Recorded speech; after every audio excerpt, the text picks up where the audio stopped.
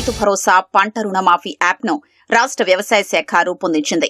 ఈ యాప్ను ఆదివారం అన్ని జిల్లాల వ్యవసాయాధికారులు, డివిజన్, మండల అధికారులు, విస్తరణాధికారులకు పంపించింది. రుణమాఫీ వర్తించని వారి ఇళ్లకు వెళ్లి క్షేత్రస్థాయి సమాచారం తెలుసుకుని యాప్లో నమోదు చేయాలని మార్గదర్శకాలు జారీ చేసింది. నమోదు అనంతరం రైతుల నుంచి ధృవీకరణ పత్రం తీసుకోవాలని, స్థానిక పంచాయతీ కార్యదర్శి సంతకం తీసుకోవాలని సూచించింది. ముందుగా ప్రయోగాత్మకంగా కొందరి రైతుల వివరాల్ని నమోదు చేసి పరీక్షించాలని ఆదేశించింది.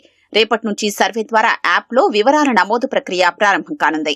2 లక్షల వరకు రుణమాఫీ చేసినా తమకు వర్తించలేదని రైతులు వ్యవసాయ శాఖ అధికారులకు ఫిర్యాదు చేశారు. వారి ఖాతాల్ని తనిఖీ చేసినప్పుడు రేషన్ కార్డు లేదని, చాలా మందికి కుటుంబ నిర్ధారణ కావాల్సి ఉందనే కారణాలు తేలాయి. రుణమాఫీ వర్తించని వారి ఫిర్యాదుల పరిష్కారానికి ప్రత్యేక యాప్ను రూపొందిస్తామని వ్యవసాయ శాఖ మంత్రి తుమ్మల నాగేశ్వరరావు ఇప్పటికే ప్రకటించారు.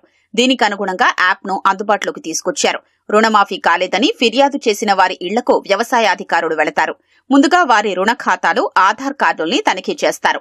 అనంతరం కుటుంబ సభ్యుల వివరాలు తీసుకుని యాప్లో అప్లోడ్ చేస్తారు. రుణాలున్న భార్యాభర్తలే కాక 18 ఏళ్లు దాటిన వారి కుటుంబ సభ్యుల ఫోటోలు తీసుకుంటారు.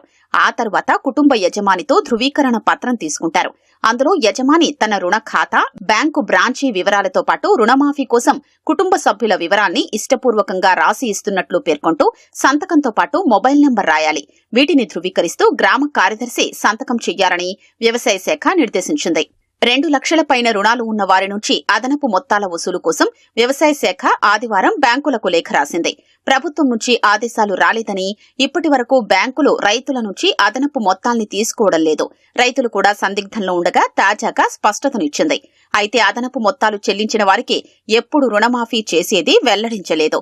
దశల వారీగా చేస్తామని మంత్రి తుమ్మల ఇప్పటికే పేర్కొన్న విషయం తెలిసిందే.